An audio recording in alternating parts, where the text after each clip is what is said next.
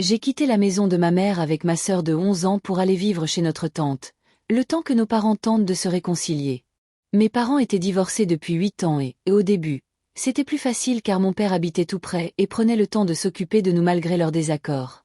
Il y a 2 ans, il a déménagé pour le travail et, même si son absence se faisait sentir, nous sommes restés chez notre mère car je venais d'entrer au lycée et ma sœur ne voulait pas tout quitter.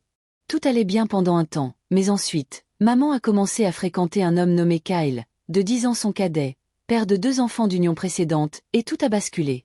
Elle est devenue distante, passant tout son temps avec lui et ses enfants, nous délaissant. Kyle ne nous adressait plus la parole, et lorsque j'essayais d'en parler à maman, elle balayait mes inquiétudes d'un revers de main, insistant sur le fait que nous nous faisions des idées. Puis, un week-end, elle nous a laissés seuls sans prévenir pour partir en vacances avec Kyle et ses enfants, refusant de répondre à nos appels.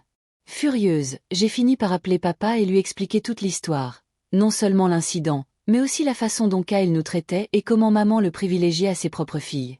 Papa nous a placés chez notre tante, et peu après, il a demandé la garde exclusive.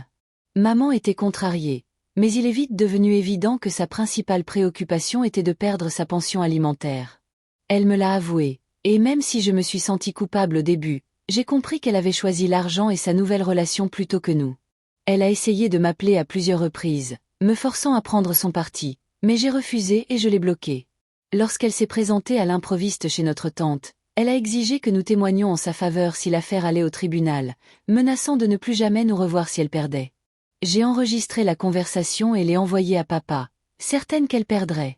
C'était douloureux de voir ses priorités si clairement, mais je savais que je devais protéger ma sœur et moi.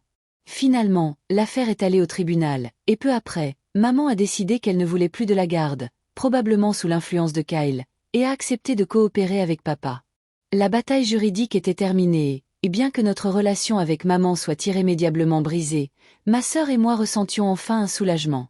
Libérés du stress et des drames incessants, nous irons vivre chez papa après l'obtention de mon diplôme et la fin de l'année scolaire de ma sœur. En attendant, notre hébergement chez notre tante, qui nous a énormément soutenus, nous apporte une certaine stabilité. Malgré le chagrin et la perte de la vie que nous partagions avec maman, nous envisageons l'avenir avec optimisme, afin de pouvoir vivre librement, guérir et enfin nous sentir en sécurité et entourés, sachant que notre famille nous accorde désormais toute son importance.